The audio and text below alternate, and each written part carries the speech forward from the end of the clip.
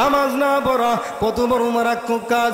নামাজ না পড়া দুনিয়ার মধ্যে ভালো কাজ, নামাজ না পড়া দুনিয়ার মধ্যে নিকৃষ্ট কাজ, নামাজ পড়া দুনিয়ার মধ্যে ভালো কাজ, নামাজ না পড়া দুনিয়ার মধ্যে নিকৃষ্ট কাজ। আল্লাহ নবী মুসা ওই মহিলাকে যখন বিদায় করে দিলেন, ও মহিলা, আল্লাহ তাআলা তোমাকে মাফ করবে না, তোমার চাইতে খারাপ মহিলা এই জমিনে কেউ হতে পারে না। মহিলা কথাগুলো শোনার পরে কান্না করে করে কাঁদতে কাঁদতে চলে গেলেন। এমন সময় আল্লাহ তাআলার ফেরেশতা হযরতে জিবরাইল আমিন আল্লাহ নবী হযরতে মুসার কাছে চলে আসলেন। বলেন সুবহানাল্লাহ। আয় খোদায়ে পাক রহমা নূরই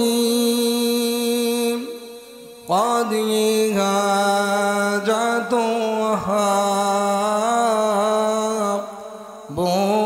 करीम इलामीना बेनवाज दीन दुनिया में हमारे कर साज। अल्हम्दुलिल्लाह नहमदुहु व नस्तईनुहु व नस्तगफिरुहु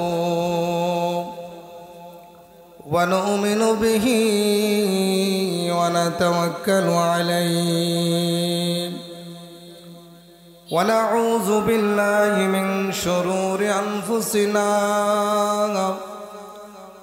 ومن سيئات أعمالنا من يهده الله فلا مضل له ومن يضلله فلا هادي له ونشهد أن لا إله إلا الله وحده لا شريك له ونشهد أن محمدا عبده ورسوله قال الله تعالى في كلامه المجيد والفرقان الحميد إن الله وملائكته يصلون على النبي يا أيها الذين آمنوا صلوا عليه وسلموا تسليما اللهم মুহাব্বতে সকলে রাসূলের প্রতি ভালোবাসা রেখে দরুদ পড়ি। আল্লাহুম্মা সাল্লি আলা সাইয়্যিদিনা মাওলানা মুহাম্মদ ওয়া আলা আলি সাইয়্যিদিনা शफीआना मुहम्मद। अय खुदाए पाक रहमा नूरोई कादिए हाजातो बो करीम इलामीना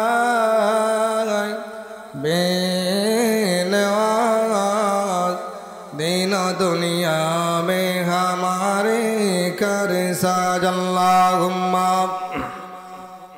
मुहब्बते सकले रसूलेर प्रति भालोबासा रेखे दरूद सल्ली आला सय्यिदिना शफीआना मुहम्मद व अला आलि सय्यिदिना हबीबना मुहम्मद ला इलाहा इल्लल्लाह। সকলে জিকির করতে ভালো লাগে না?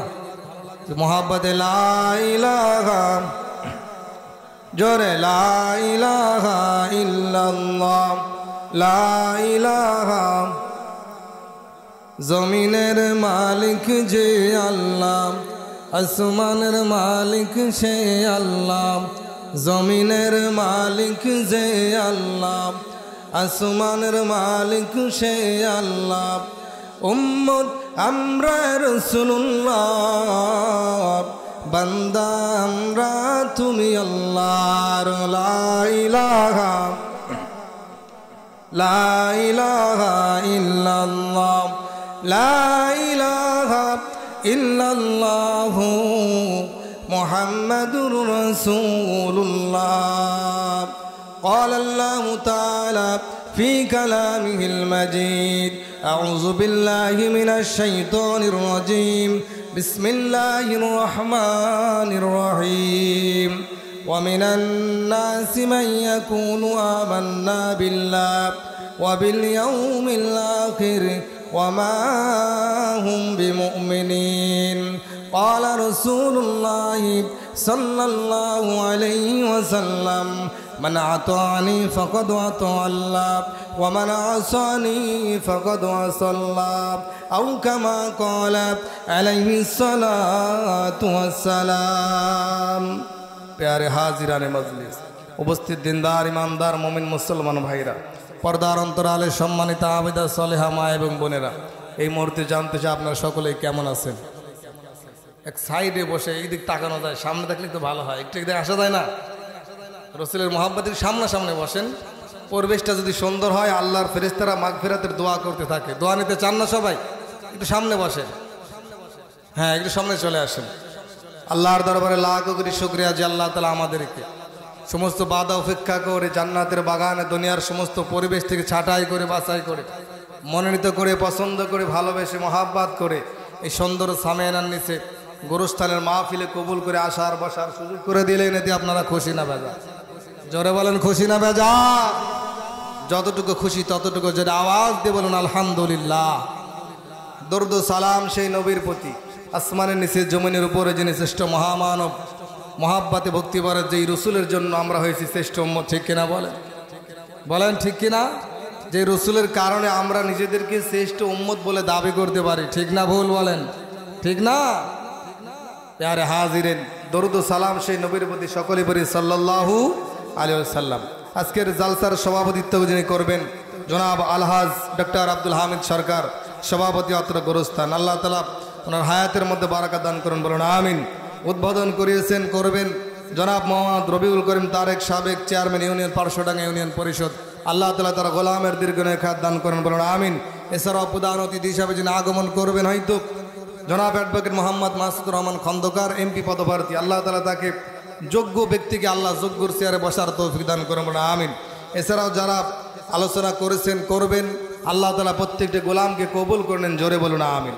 প্যারে হাজিরিন, দুনিয়ার ব্যতিক্রম একটি মাহফিল কবরস্থানের মাহফিল। ঠিক কিনা বলেন?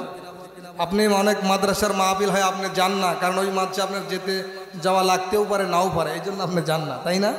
তা আজকে যেই জায়গার মাহফিল এখানে আসবেন না এর কোনো গ্যারান্টি আছে? আসতে হবে কি হবে না বলেন? এই জন্য এই মাহফিলের চাইতে দামি মাহফিল, এত সুন্দর একটা পরিবেশ তৈরি করেছেন। সকলেই যদি মরণের চিন্তা থাকতো মানুষ এখানে ধরতো, জোরে বলেন ধরতো? এই জন্য আমরা প্রশংসা করি শুধু মুখে, অন্তরে কোনো বিশ্বাস নাই। নবীজি বলেন মুসলমান ইমানদারের স্তর হবে তিনটা। কয়টা? এক নম্বর যে কালেমা পড়বে, মুখ দিয়ে কালেমা পড়েছে। দ্বিতীয় নম্বরে কালেমার গুণটা অঙ্গ প্রত্যঙ্গ দিয়ে আমল করতে হবে। তৃতীয় নম্বরে অন্তর দিয়ে এটা বিশ্বাস করতে হবে। এই তিনটার নাম মুসলমান। এই তিনটার নাম কি? মুসলমান। এই তিনটা যাদের একটা থাকবে না, এ হলো মুনাফিক। কি ফেক বলেন? জবান দিয়ে কালেমা পড়েছে, জবান দিয়ে কালিমা পড়েছে, কিন্তু কাজে প্রমাণ করে দেখাইতে পারে না। কালিমার পরে সব থেকে দামি আমলের নাম হলো নামাজ। কি বলেন? নামাজ। যেই কবরের মাহফিল এখানে আসার পরেই সর্বপ্রথম নামাজের হিসাব হবে। ঠিক কিনা বলেন? বলেন ঠিক কিনা? এজন্য নামাজ না পড়া দুনিয়ার সব থেকে নিকৃষ্ট কাজ। কি কাজ? সব থেকে নিকৃষ্ট কাজ নামাজ না পড়া, আর সব থেকে ভালো কাজ নামাজ পড়া। কত বড় নিকৃষ্ট কাজ! আল্লাহর নবীর কাছে হযরতে মূসা আলাইহিস সালাম, নাম শুনছেন? কি নাম?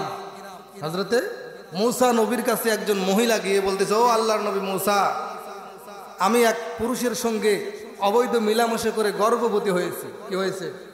গর্ভবতী হয়েছে, পেটে বাচ্চা। ভূমিষ্ঠ হওয়ার পরে মানুষের তহমত থেকে বাঁচার জন্য বাচ্চাটাকে আসার দিয়ে হত্যা করে ফেলেছি। আপনি বলেন আমার চাইতে খারাপ মানুষ কি আর আছে?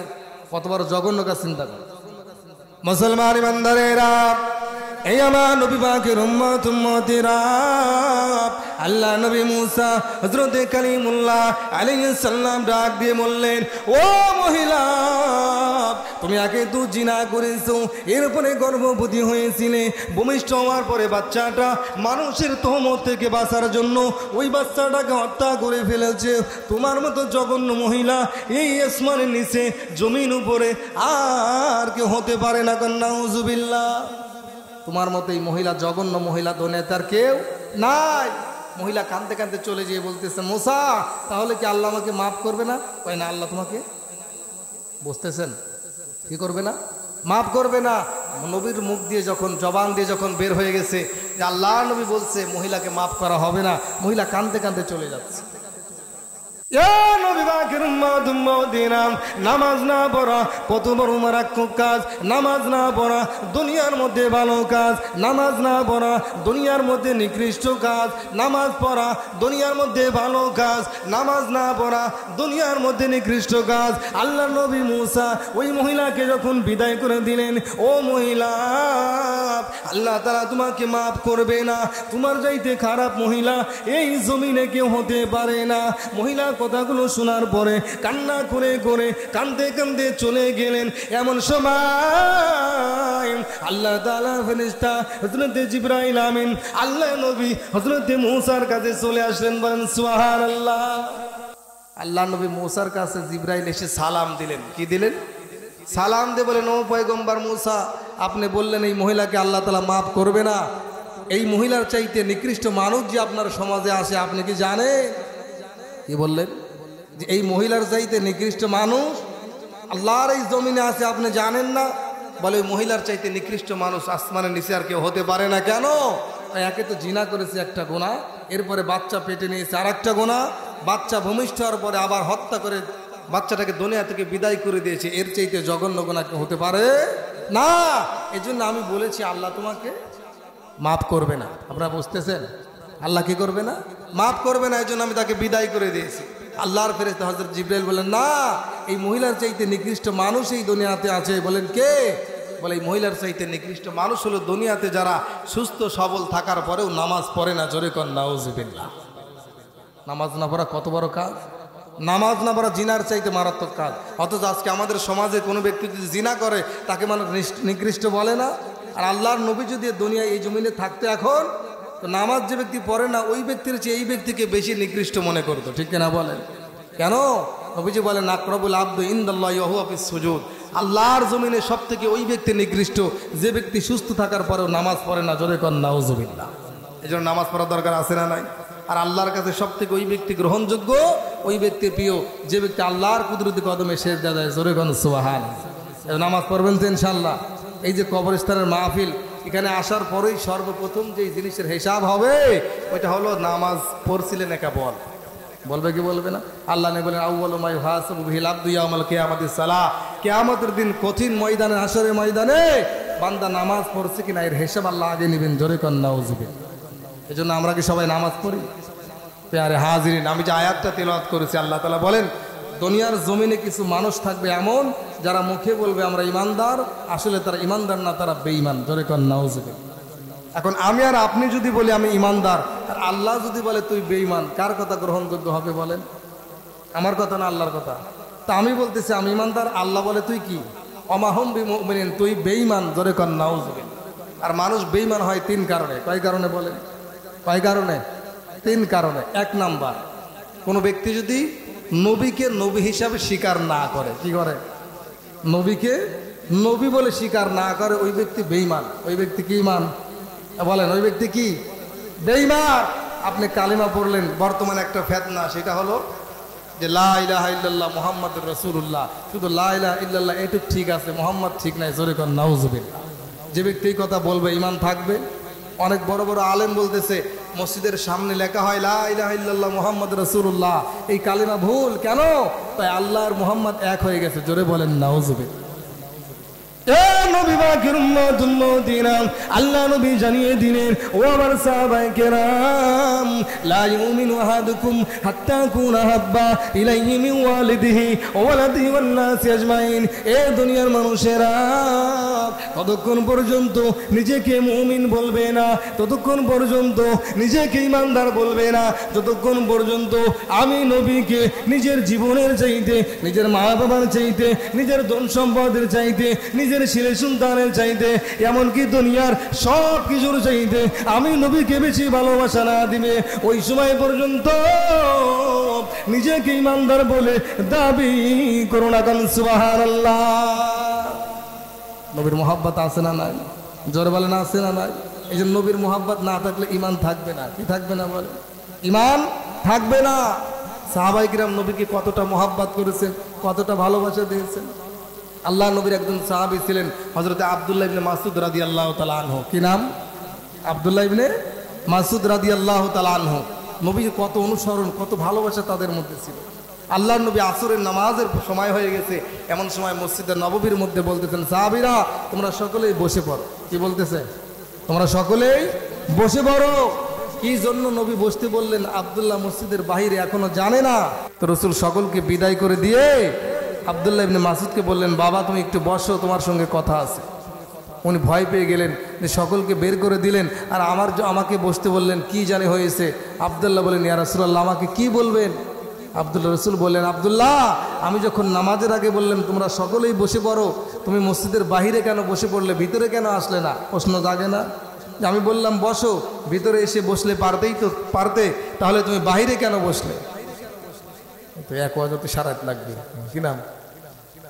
আব্দুল সামাদ, নারায়ে তাকবীর। 200 টাকা আল্লাহ কবুল করুন, আমিন। আর 300 জন জিন্দা মুর্দা সকলকে মাফ করে দেন, বলুন আমিন। একদম ওয়াজ হবে না।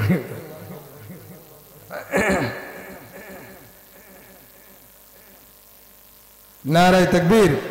আমার আব্দুল জব্বার ভাই 500 টাকা, নারায়ে তাকবীর। জনম দুঃখী বাবা আমার খালু এই কবরস্থানে ঘুমিয়ে আছে, আল্লাহ খালুর কবরখানা জান্নাতের বাগান বানিয়ে দেন, বলুন আমিন। আর একটু জোরে বলুন আমিন। মায়াখানা জীবিত আছে, আল্লাহ নেক হায়াত দান করুন, বলুন আমিন। আর একটু জোরে বলুন আমিন। আমার সাহেব আলী ভাই 100 টাকা, নারায়ে তাকবীর। আল্লাহ দানকে কবুল করুন। 100 টাকা আর আদমন ধান, আল্লাহ দানকে কবুল করুন, বলুন আমিন। আত্মীয় স্বজন জিন্দা মুর্দা সকলকে মাফ করে দেন, বলুন আমিন। তো এবার রসুল বললেন, আব্দুল্লাহ ভিতরে এসে বসলে না, বাহিরে কেন বসলে? আল্লাহ নবীর সাহাবী আব্দুল্লাহ চোখের পানি দিয়ে বলেন, ইয়া রাসূলুল্লাহ যেদিন কালেমা গ্রহণ করে নিয়েছি ওই দিন আমার অন্তরে বিশ্বাস আছে, জীবন দিয়ে দিব, কিন্তু আপনি নবীর অনুসরণ পালন করতে 1 সেকেন্ড দেরি করব না। জোরে কোন সুবহানাল্লাহ। এ নবী পাকের উম্মত-উম্মতিরা, আল্লাহ নবী জিকির করেন, লা ইলাহা ইল্লাল্লাহ মুহাম্মদ, লা ইলাহা ইল্লাল্লাহ, লা